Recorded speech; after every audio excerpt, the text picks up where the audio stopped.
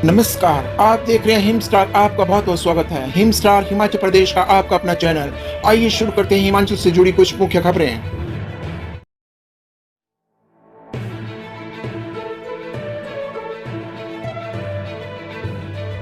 फंसी हुई भर्तियां निकालने की जद्दोजहद। मुख्य सचिव ने कर्मचारी चयन आयोग पर एक दिन में 2 बार की बैठक।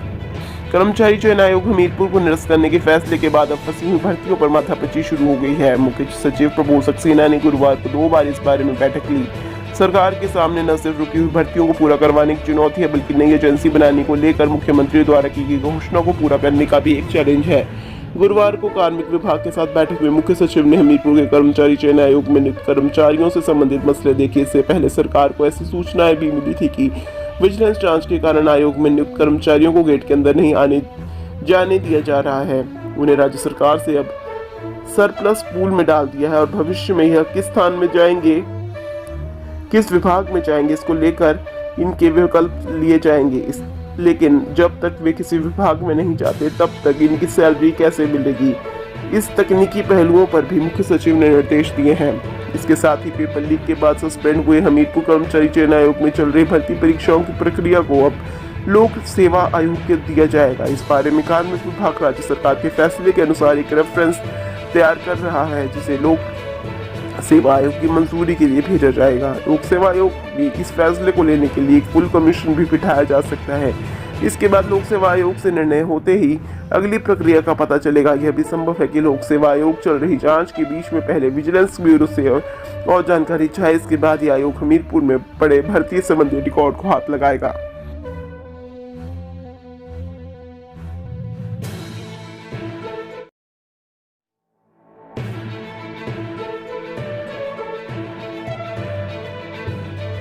जल्द सुलझेंगी हिमाचल के किसानों की दिक्कतें। केंद्रीय कृषि मंत्री ने प्रतिनिधि मंडल को दिया आश्वासन, अनुराग भी रहे मौजूद।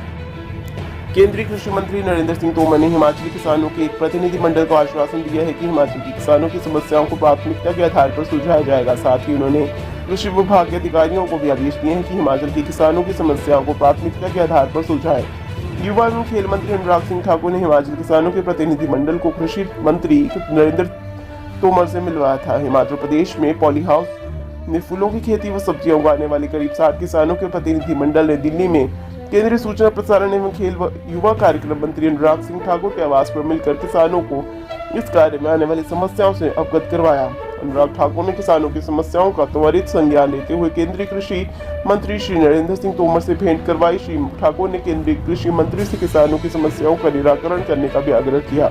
किसानों से वार्ता के दौरान अनुराग सिंह ठाकुर ने कहा कि कृषि और कृषक का उन्नयन पीएम मोदी की प्राथमिकताओं में से है।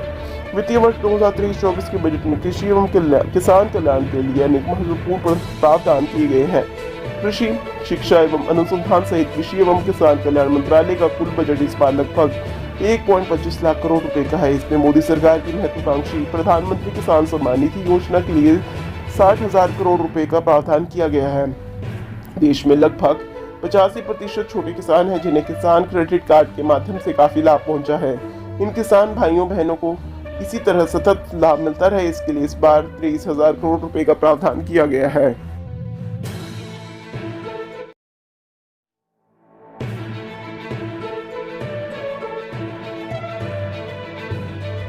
मुंबई में दबोचा करोड़ों गबन करने वाला आरोपी केसीसी बैंक के कर्मचारियों की मिलीभगत से बनाया था फर्जी लोन।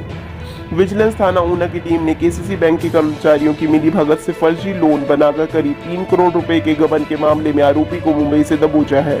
विजिलेंस ने उक्त कार्रवाई को मुंबई पुलिस की सहायता से अंजाम दिया है। विजिलेंस ने आरोपी दिनेश डेविड निवासी शरजा बिहार ऊना को मुंबई की स्थानीय अदालत में पेश कर 4 दिन के ट्रांजिट रिमांड पर लिया है।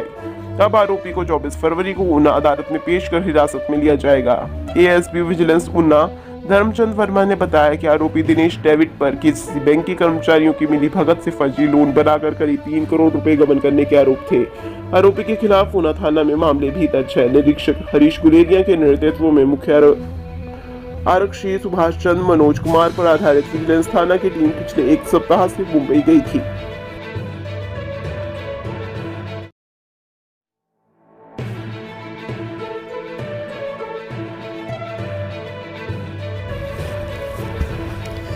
संस्थानों की डिनोटिफिकेशन के विरोध में भाजपा का हल्ला, कांगड़ा में शुरू हुआ हस्ताक्षर अभियान। प्रदेश सरकार द्वारा कांगड़ा विधानसभा क्षेत्र में भाजपा के समय में खोले गए संस्थानों को बंद करने के विरोध में शुक्रवार को कांगड़ा भाजपा मंडल की बैठक स्थानीय विधायक पवन काजल की अध्यक्षता में संपन्न हुई। बैठक के पश्चात प्रदेश सरकार के इस निर्णय के खिलाफ हस्ताक्षर अभियान शुरू किया गया। बैठक को संबोधित करते हुए प्रदेश सरकार के खिलाफ जमकर नारेबाजी की गई। स्थानीय विधायक पवन काजल ने कहा कि सरकार जिस तरह से बदले की भावना से कार्य कर रही है, इसे किसी भी कीमत पर बर्दाश्त नहीं किया जाएगा तथा भाजपा द्वारा चलाए गए हस्ताक्षर अभियान को पूरी विधानसभा के क्षेत्र में घर घर जाकर पूर्ण करने के बाद अगर सरकार ने कांगड़ा विधानसभा क्षेत्र के बंद किए गए संस्थानों को नहीं खोला तो इस अभियान को आंदोलन का रूप दिया जाएगा।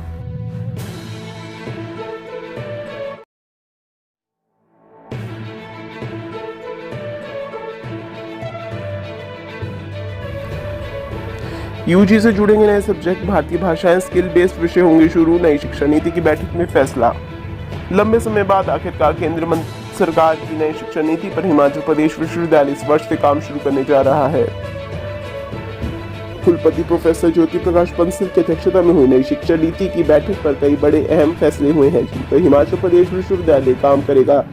इसमें पहला काम यूजी की पढ़ाई में नए सब्जेक्ट को शामिल करने का रहेगा, यानी प्रदेश के कॉलेजों में अब यूजीसी के सिलेबस बदलने की तैयारी की जा रही है। इसमें विभिन्न कोर्स की बास्केट तैयार की जाएगी जिसमें से विषयों को शामिल किया जाएगा जो स्किल बेस्ड पर आधारित होंगे। इसके साथ ही यूजी के सिलेबस में भारतीय भाषाओं पर आधारित विषय शामिल किए जाएंगे ताकि बच्चों को अपनी भाषाओं का ज्ञान मिल सके। इसके लिए एक फॉर्मेट भी तैयार किया गया है।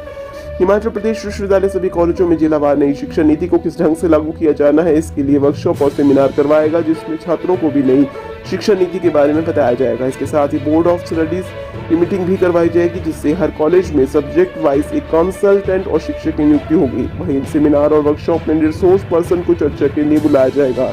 यह भी तय किया गया है कि 31 मार्च से पहले हर हाल में नई शिक्षा नीति का प्रारूप तैयार किया जाएगा। वहीं विभागीय स्तर पर सिलेबस तैयार करने के लिए कॉलेज टीचरों को एक कमेटी गठित की जाएगी।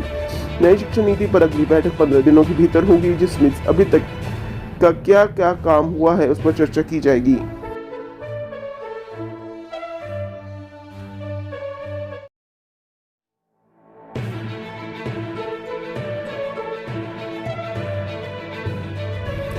कंपनी बंद पर बाजार में बिक रहे उत्पाद, प्रदेश के बाजार में धड़ल्ले से उतर रहे एक्सपायरी प्रोडक्ट।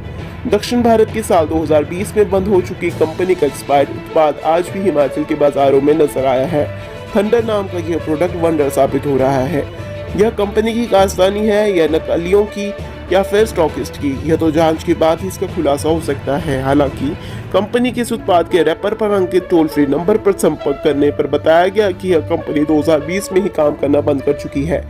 इस संदर्भ में खाद्य आपूर्ति विभाग ने यह मामला फूड सेफ्टी से संबंधित होने के चलते फूड इंस्पेक्टर से इस बाबत बात करने की सलाह दी, तो वहीं स्वास्थ्य विभाग के अधिकारी ने इस मामले को उनके विभाग से संबंधित न होने की बात कहते हुए यह मामला लेवलिंग व नापतोल विभाग या उपभोक्ता अदालत से संबंधित होने की बात कही।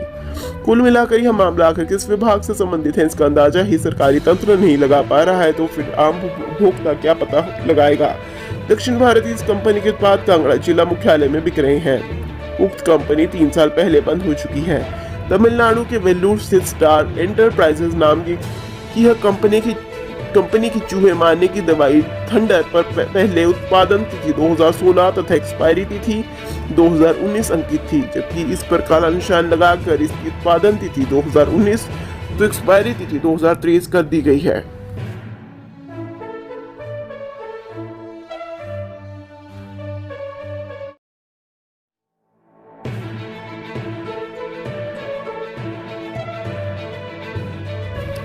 अब कम पानी में तैयार होगी ट्राउट रेस्कुलेटरी एक्वाकल्चर सिस्टम यूनिट का काम शुरू, 6 माह में होगा तैयार। प्रदेश में ट्राउट क्षेत्र के पहले रेस्कुलेटरी एक्वाकल्चर सिस्टम यूनिट का निर्माण कार्य आरंभ हो गया है। कुल्लू जिला के पतलीकुल्लू में यूनिट अगले 6 माह में बनकर तैयार हो जाएगा।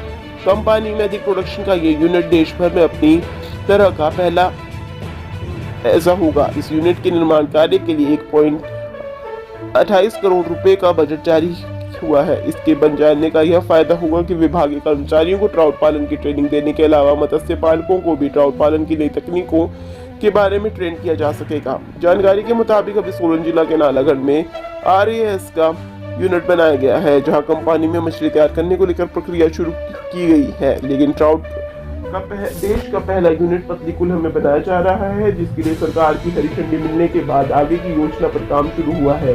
ट्राउट मछली की पैदावार बढ़ाने की दृष्टि से भी ये यूनिट काफी सहायक साबित होगी, क्योंकि विभाग की ओर से मत्स्य पालकों को ट्रेन करने के साथ साथ ट्राउट की नई प्रजातियां भी उपलब्ध करवाई जाएंगी और कंपनी में रिस्क प्रोटेक्शन के बारे में तकनीकी तौर पर भी ट्रेन किया जाएगा। बताया जा रहा है कि इस यूनिट में 20 से 25 मीट्रिक टन ट्राउट की प्रोडक्शन करने का लक्ष्य तय किया गया है, जिसके लिए रिफनफोर्स फाइबर यानी प्लास्टिक युक्त टेंट बनाकर इसमें ट्राउट की प्रजाति तैयार की जाएगी।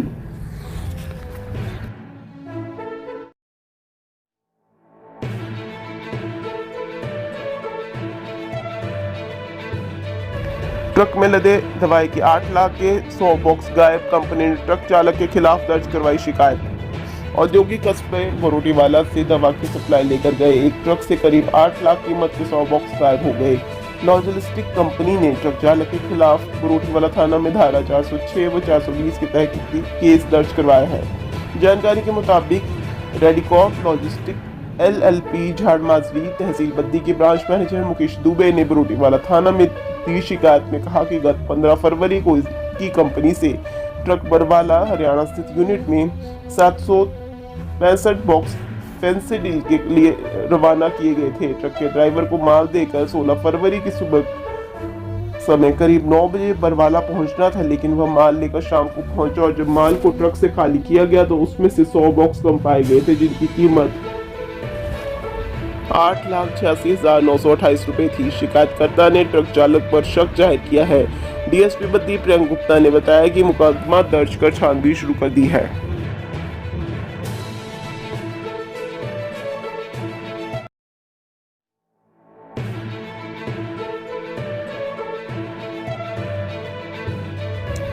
सभी देवताओं को मिल रहा पूरा मान सम्मान, राजनीति चमकाने के लिए देव समाज को बदनाम कर रहे चंद लोग। अंतर्राष्ट्रीय शिवरात्रि महोत्सव में मंडी जिला के सैकड़ों देवी देवता भाग लेते हैं, परंतु कुछ लोग देव समाज को बदनाम करने के लिए गलत भ्रांतियां फैला रहे हैं। इसका देव समाज कड़ा विरोध करता है। यह बात देव समाज के थुनाग, सराज, बाली चौकी और पत्थर के कारदारों ने कही। चौहार घाटी के देव घड़ोनी नारायण के प्रधान तोलूराम, सराज छतरी के देव बगरू महादेव के कारदार सुनिंदर कुमार और बाली चौकी के देव लक्ष्मी नारायण के कारदार शेष राम ने बताया कि जिला प्रशासन और सर्वसेवा देवता समिति द्वारा मंडी शिवरात्रि महोत्सव में आए सभी देवी देवताओं को पूरा मान सम्मान रखा है और देवलुओं को की ठहराने व खाने पीने की उचित व्यवस्था की गई। उन्होंने बताया कि कुछ लोग अपनी राजनीति चमकाने के लिए झूठी अफवाहें फैला रहे हैं और अनाप शनाप बयानबाजी कर रहे हैं, जिसका समस्त देव समाज कड़ा विरोध करता है।